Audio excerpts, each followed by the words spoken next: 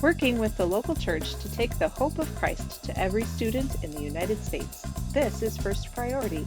Now here are your hosts, Steve Chirico and Brad Skelling. Hello, everyone. Welcome to the First Priority Podcast. We are glad that you are back joining us again today. I am really excited about today because we've got some great people in the house with us. Gentlemen, welcome. Welcome to the show. Thank you. Glad to be here. Gentlemen, he called you gentlemen. Look at that. He was talking to Jeff. Well, we know he wasn't talking to Steve, so that's Exactly. Thank you, Jeff, because Exactly. I didn't want to be the one to have to say that. Yes. So thank you. So we've got, with us, Joe Maldonado from the great state of Florida, just south of Orlando. Yeah, about 85 miles. 85 where miles. you at? Okay. Yeah, so Melbourne, Palm Bay, Sebastian area, all the way up through Daytona, Palm Coast is my area. Nice. Paradise. We'll come visit. Jeff, welcome to the show. Thank you. Tell everybody where you're at. Springfield, Missouri, here in the Ozarks. Mm-hmm. The motherland, the heart of it all. Yep. We all know that you're following Jesus when you move there from South Florida. Facts. So that is very true. Yes. And Chirico, welcome. Where are you today? Everybody listens to the podcast like, yeah, Jericho. Yeah, Jericho, welcome. Well, we're glad you're here. Where are you at today? Jeffrey and Joe are. I'm in the home base. I'm the only one that's been quiet all day. I've gotten things done. The air conditioning has worked because nobody's opening and closing the front door. All the blinds are down. It's good, man. It's awesome. Not even that deep into summer in Tennessee yet, and we're already there. Yes. That's greatness. Well, Steve, you got a story to get us started with today as we walk into this podcast? Oh, I thought I would make Joe jealous and just remember just about a week ago, just watching our team and a few different moments of praying together and talking together. We just had a summer meeting, a spring meeting for a number of our staffers across the country that came in. Yeah. Not all of them, but over 50 staff.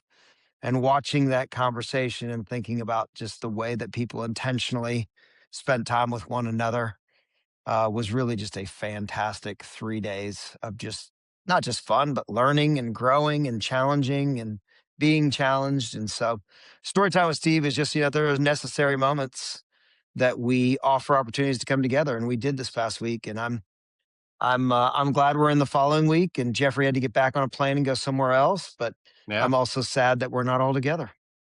It is a good moment to be together. That is for sure. Yeah, man.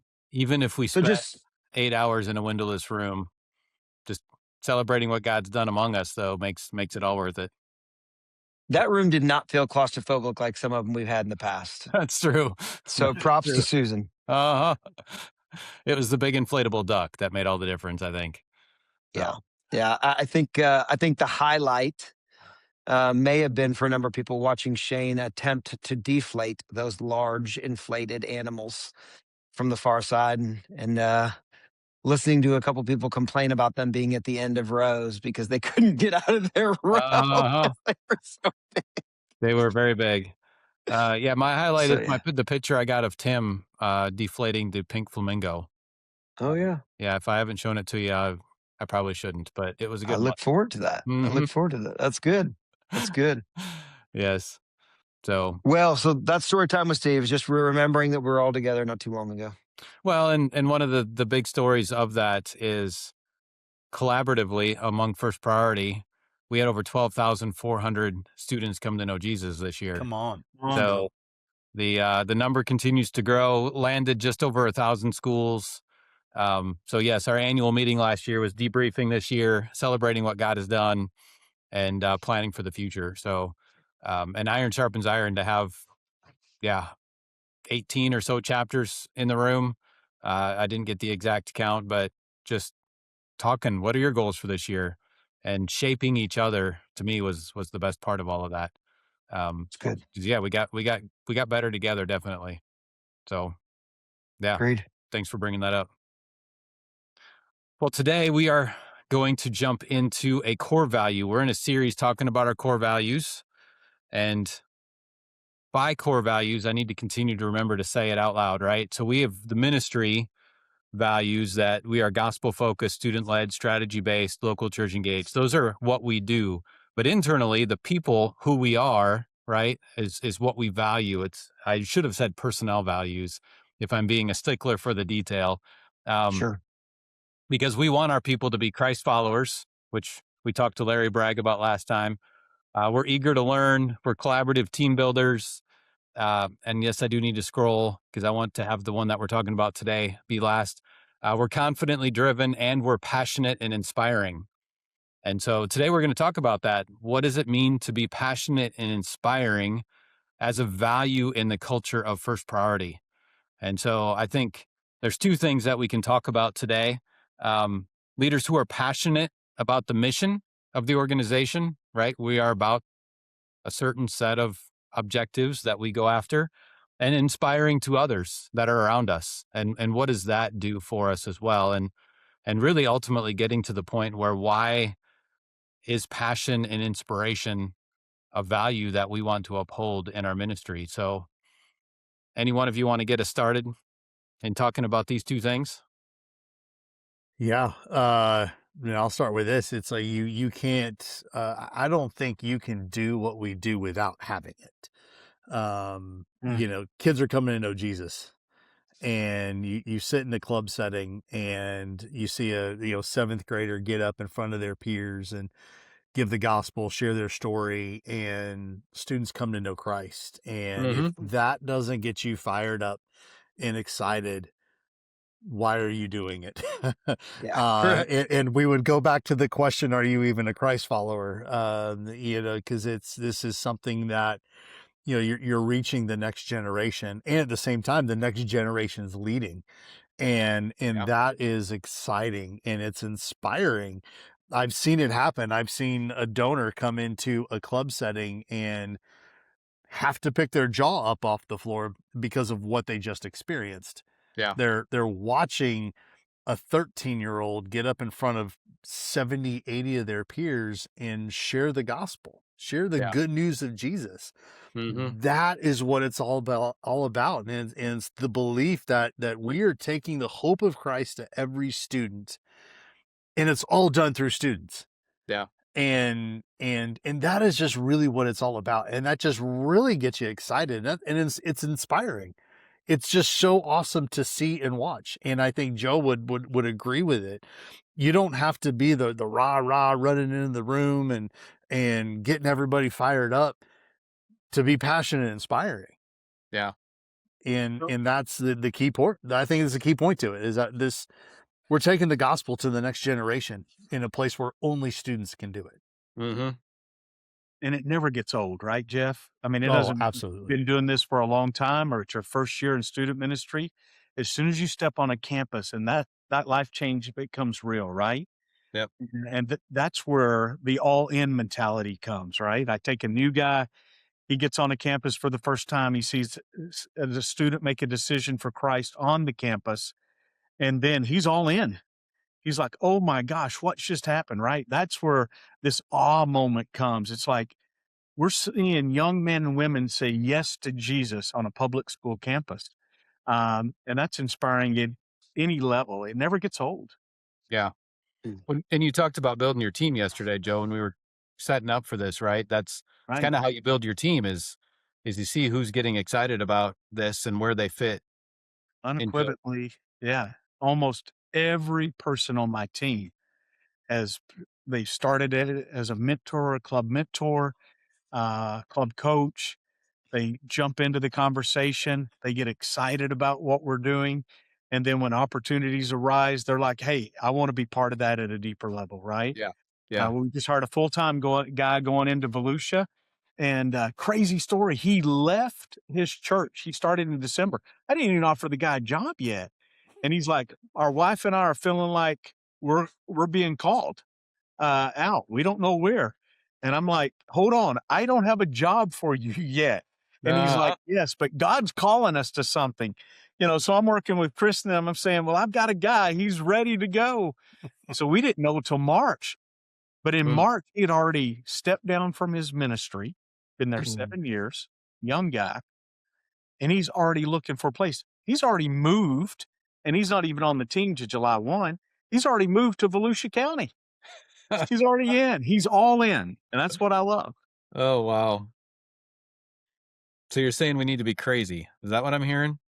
That sounds Well, pretty crazy. I tried to put the brakes on. I'm like, "Come on, Isaac, you gotta slow down just a little." And he's like, Yeah. "Well, I just feel like this is what God's telling us to do. I'll work in a coffee shop till it all works out." And that Well, was yeah. his vernaculars, right? He's like, but he was all in, and Yeah. I love that. And he's all in, ready to go July 1.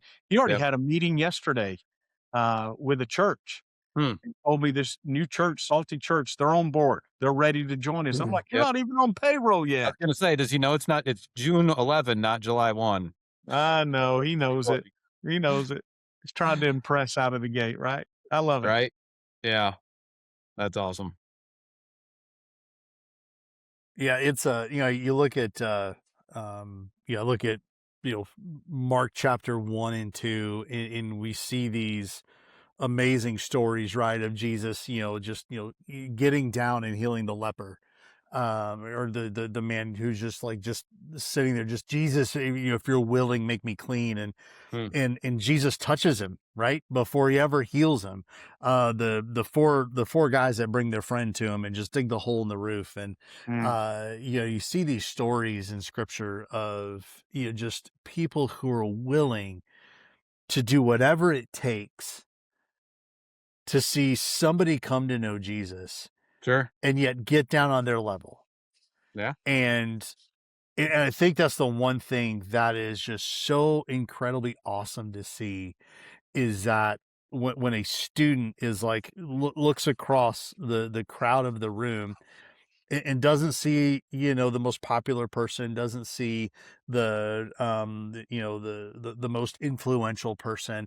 They're seeing a person who needs Jesus. Sure. And they're willing to do whatever it takes to get there. Sure. And I think that is just kind of really kind of where it goes. And now you've got students who are just so on fire for Christ because they're seeing their friends' lives changed. They're willing to do whatever it takes. And then what we see on that flip side of it is these students are leading like never before. They're running circles around other leaders and even pastors in their own town, because they're no holds barred going after the lost.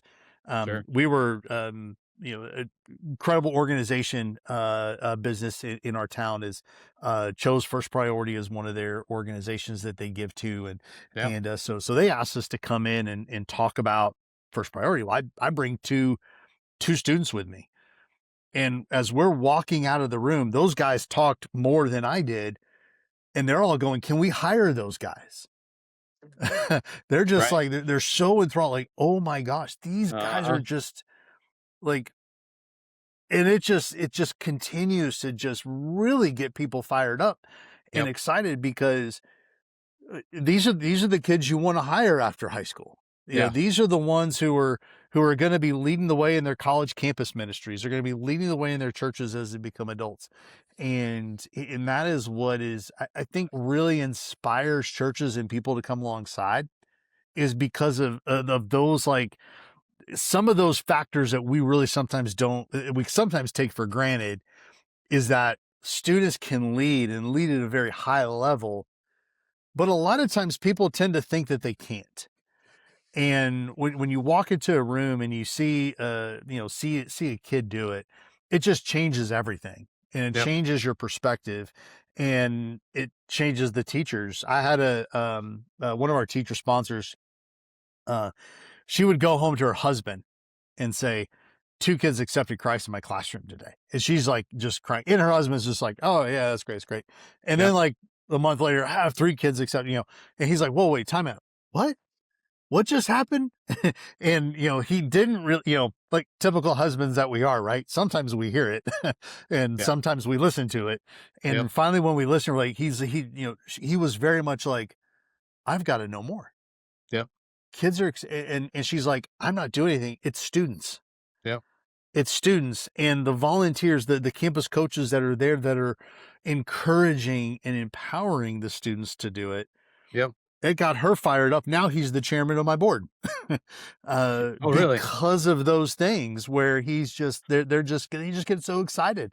It's not And where I they're thought the story inspired. was going to go with Yeah. chairman of your board. That's awesome. Well, that, I go was ahead, going Joe. to say, before we ever even get to like the club coaches and the teachers and so on and so forth, I mean, what I loved about First Party when it first made its way to me in Indian River County, was what was teed up. It was the resources, and it was, student led and gospel focused and strategy based. And I'm thinking, oh, I don't have to put together something every week to speak to students, and I'm going to Yeah. empower students. And so I can tell you that's inspiring from a youth pastor side, that the resources that First Party brings to the table, that whole campus club in a kit model, right?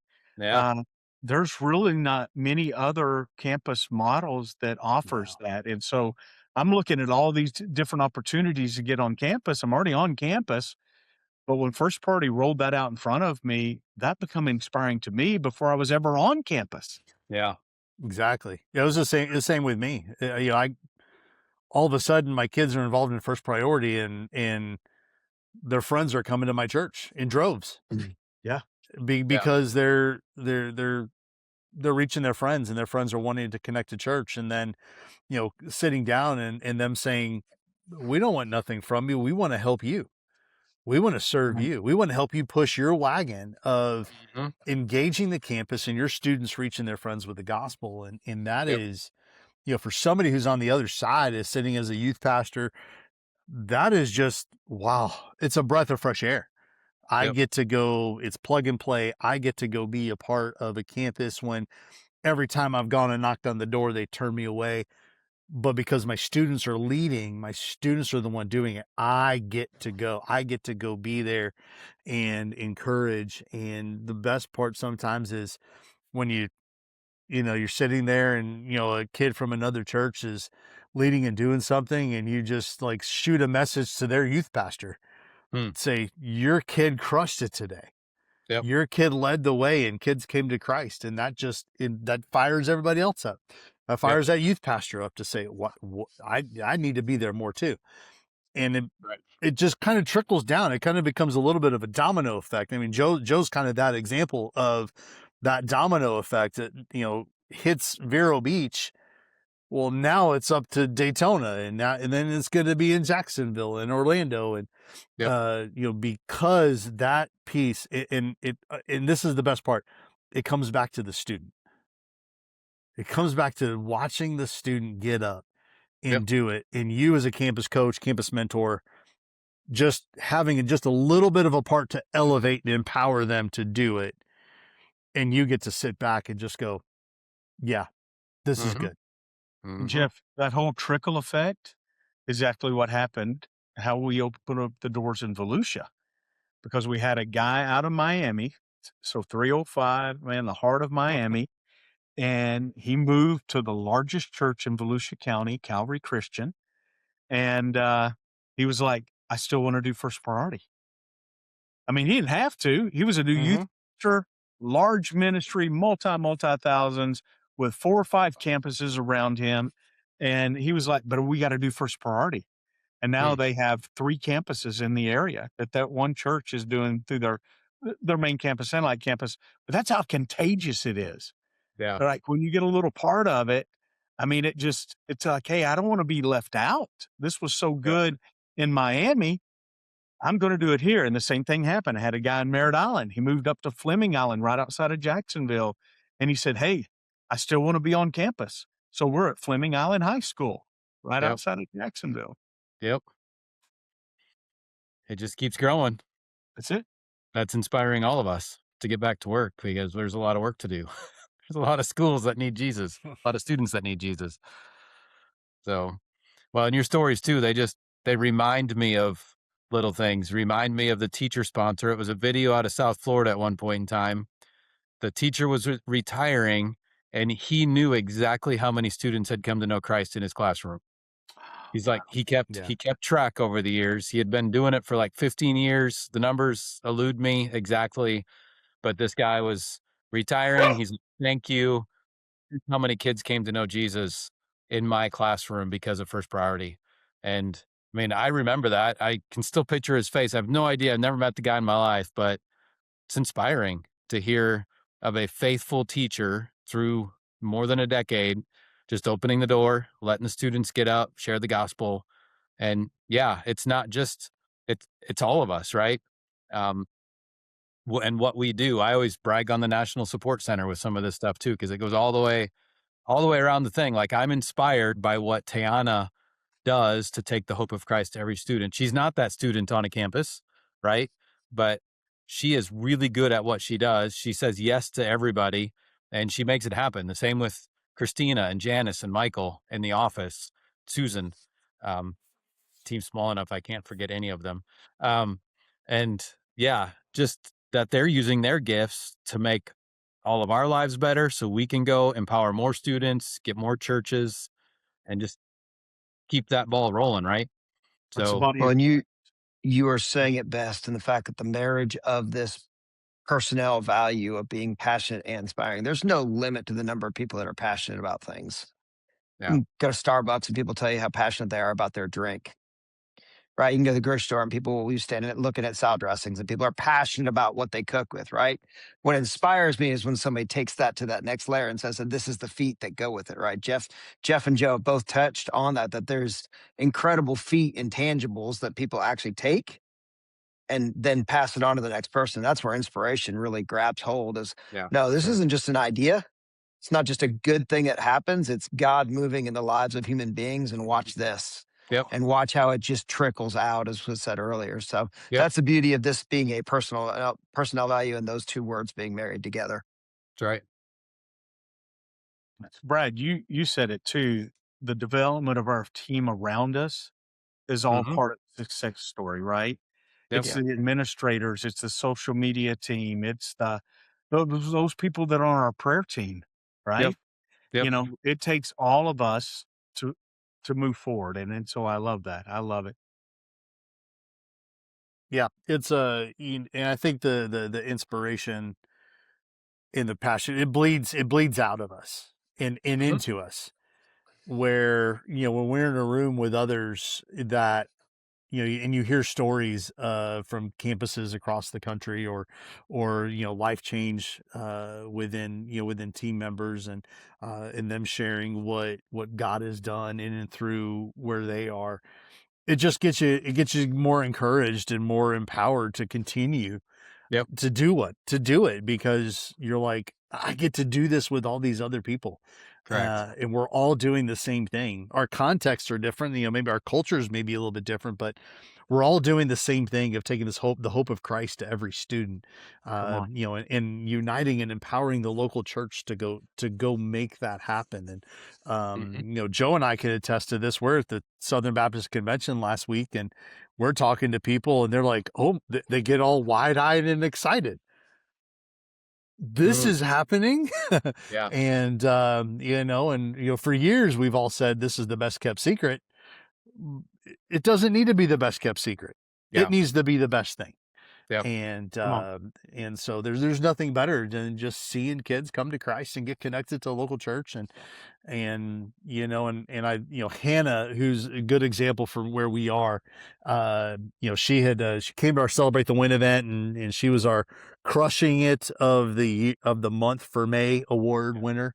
And so she shared a story of girl who came to club during invite week, didn't make a decision, like didn't like indicate anything, just kind of left class, but had kind of like stewed on what was talked about and found Hannah the next day. She went home and just thought about it and thought through it and came back to Hannah the next day and said, "Hey, I want to let you know, after everything that was said, I went home and I thought through it and I accepted Christ." hmm, And like it's those things that gets you excited because just because somebody doesn't check a box on a form yeah, in the moment yep, doesn't mean God's word doesn't come back void. yep, And and had an impact on her life, and when you see those things, it really, really changes it, and you can't help but to be passionate and inspired by it. yep. That's right. There's a story behind every number, right? That's right. Yep. And so when I think about, Brad, you said that number of 12,000 plus students that have made a decision for Jesus this Right. year, Mm-hmm. that's kingdom impact, right? Mm-hmm.